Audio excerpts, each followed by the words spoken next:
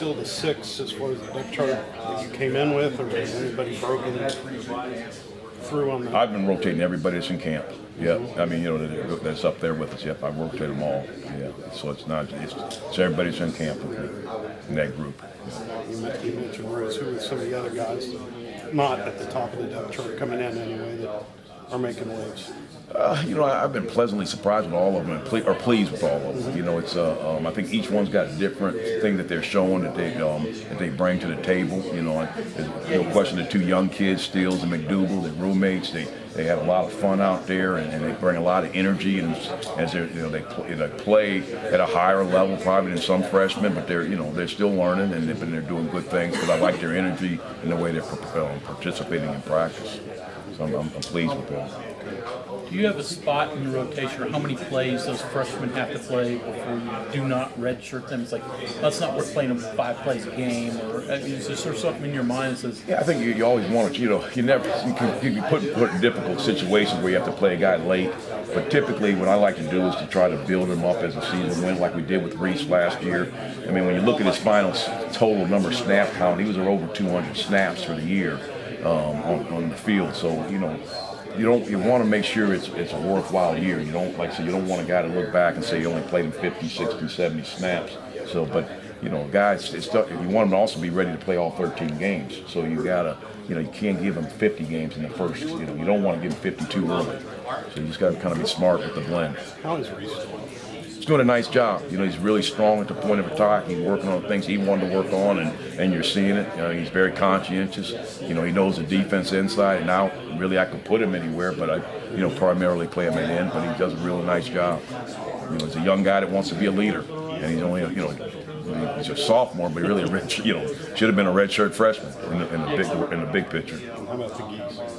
Yeah, he's a powerful and strong guy, and he's, being away from it for a couple of years, he keeps knocking off the dust and getting better and better as he keeps going. And Schuler? Yeah, he's had a good camp. He's running around. He's in good shape. Very pleased with the way he's performing right now. Feel better about the nose at this point, or still a little concerning? Remember where you I never say concerning.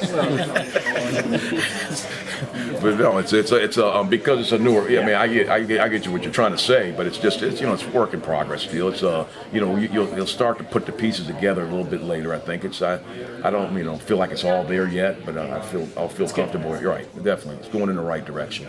And obviously it's really early to determine it, but do you envision playing 3 and 4 guys there almost equally, or is there an iron 1 or 2?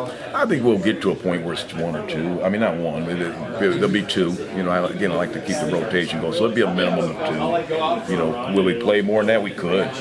But I'd like to at least get to a point where it's 2. Have you guys gotten into nickel at all, and if so, who's playing those in that? It's more of a mixture. Yeah.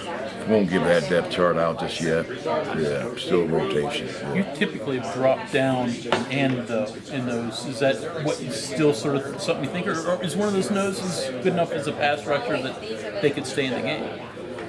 We have guys that could. Yeah, we have guys that know his position and feel comfortable that could play it. Yeah, you can do both. It's a good mixture. You look for the mixture. You want obviously nickel. You want to put the big, most speed out there, and typically your ends are going to be faster than your noses. But we've got some noses that move well enough and can hold the point well enough and be active enough that they could be a possible candidate for that spot. Fuller, a guy you think can help you this year?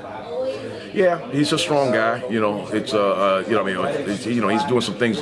He's working on to get even stronger because he's pared himself down and now he's trying to build himself back up. So he's moving real well and he understands the defense. He's a sharp kid. He's smart, and so that helps him. And then he's got a good knack for slipping blocks and doing things like this. He keeps getting stronger. Again, he's a redshirt freshman and he's a young freshman. I think he's 19 years old, so he's and just turning 19. So he's so it's all still working in the right direction for him. You mentioned kind of focusing on working with your hands. What kind of prompted that? What made you want to kind of make just studying film, seeing where I want our guys to do and how to strike things and make sure that they understand it. I mean, we were real blessed last year. We had some guys that were real powerful and talented and and had their hands always in the right places, parts with great punch. And so I want to make sure that we don't lose that. Last one for me. Anything really surprised you throughout this thing, or has it pretty much been what you expected it to be? I don't know that anything's just jumped out just yet. I get kind of in my own mold and kind of this is what I want to try to get in. So I'm kind of, sometimes I'll miss some of that stuff, and then when I sit back and really let it, some time digest a little bit, when as the days off and stuff, and reflect, I can probably see some things that have happened, but. I'm kind of one of those guys that just kind of grinds and it stays in the moment right there, and I don't really look for those kind of things just yet. Thank you, Bruce. Yep.